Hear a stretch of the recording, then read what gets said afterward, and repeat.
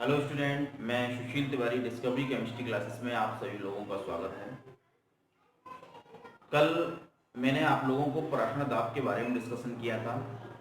तो ये विलेन के अणुसंघ गुणधर्म की जितनी भी हेडिंग्स थी वो मैंने आपको डिस्कशन की, उसके असाइनमेंट मैंने आप लोगों तक पहुंचा दिए।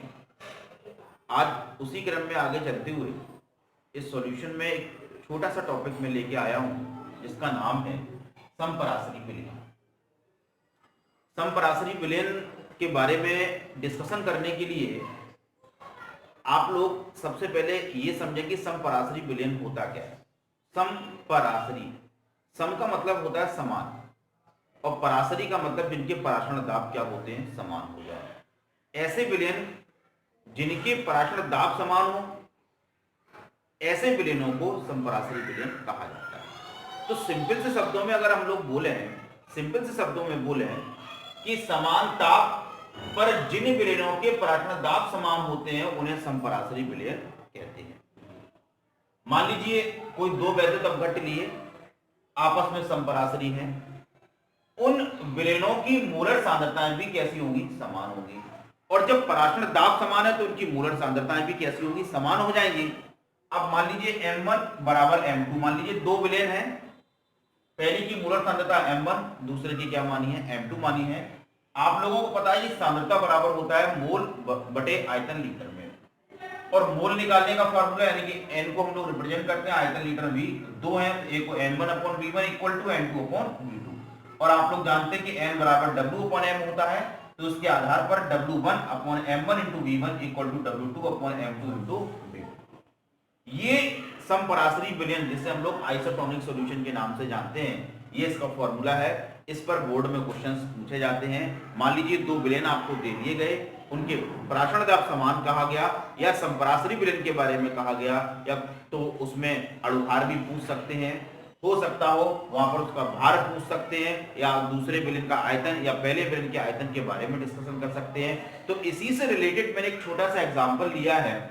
इस एग्जाम्पल्स को जरा ध्यान से समझिएगा। लिखा हुआ कि 8.6 ग्राम पर लीटर, 8.6 ग्राम पर लीटर यूरिया का एक घोल का अवाष्पशील कार्बनिक पदार्थ X, अवाष्पशील कार्बनिक पदार्थ X के 5% घोल का समपराशरी है। अब आप देखें जरा ध्यान से, इसमें समपराशरी का जिक्र किया गया है, तो X के अणुभार की गणना कीजिए। तो आप जरा देखो ध्यान से, इसमें लिखा हुआ 8.6 ग्राम पर लीटर यूरिया। तो यूरिया का जो भार है, एक तरफ यूरिया हो गया, एक तरफ आपका क्या हो गया, अवाष्पशील कार्बनिक पदार्थ, अवाष्पशील कार्बनिक पदार्थ। अब आप देखो, ये अवाष्पशील कार्बनिक पदार्थ जिसे हम लोगों ने X माना है, ये यूरिया है, तो यूरिया का भार कितना दिया गया है, W बराबर 8.6 ग्राम दे दिया गया, राइट। तो यूरिया का अणुभार सब लोग जानते हैं, आयतन 1 लीटर है, आयतन कितना है, 1 लीटर है। इसी प्रकार से अवाष्पशील कह रहा है 5% घोल का समपराशरी था, तो 5% का मैंने आपको मतलब बताया कि पूरे 100 ml में 5 ग्राम अवाष्पशील कार्बनिक पदार्थ घुला हुआ है। तो इसका मतलब ये हुआ, इसको W1, इसको M1, इसको V1 माने, तो इसको W2 इक्वल टू 5 ग्राम हो गया। इसमें M2 की वैल्यू पूछी गई है और V2 की वैल्यू यहां पर समपराशरी है। ये दोनों आपस में क्या है, समपराशरी हैं, आपस में समपराशरी हैं।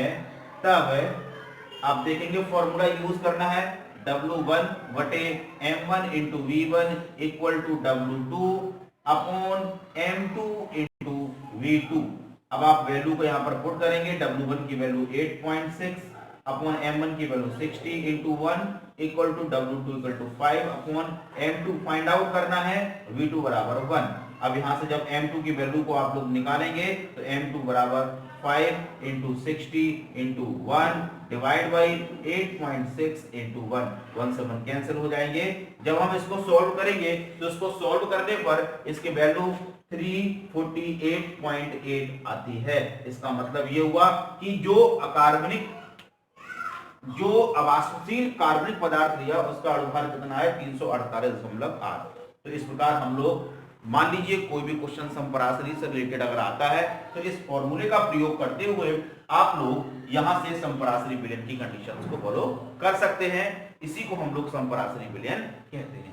ये सिंपल सी डेफिनेशन है, कोई कठिन नहीं है। अगर आप देखिए समपराशरी, सम का मतलब समान, पराशरी का मतलब पराठन दाब, यानी कि ऐसे दो विलयन जिनके पराठन दाब समान होते हैं उनको आपस में समपराशरी विलयन कहते हैं। और जब पराठन दाब समान है तो इनकी मूलर सांद्रता भी आपस में कैसी होती है, समान होती है। तो फॉर्मूला निकलता है W1 upon M1 into V1 equal to W2 upon M2 into V2। Okay, आप लोगों को समपराशरी विलयन समझ में आ गया होगा। इसके आगे की हेडिंग हेनरी लॉ और राउल्ट का नियम मैंने पिछली वीडियो में डिस्कशन कर दिया था, जब मैंने आप लोगों को वाष्पदाब में अपेक्षिक अवनमन के बारे में डिस्कशन किया था। तो अगले वीडियो में मैं आप लोगों को हेनरी लॉ से संबंधित हेडिंग्स के बारे में डिस्कशन करूंगा। ठीक है, ओके, बाय।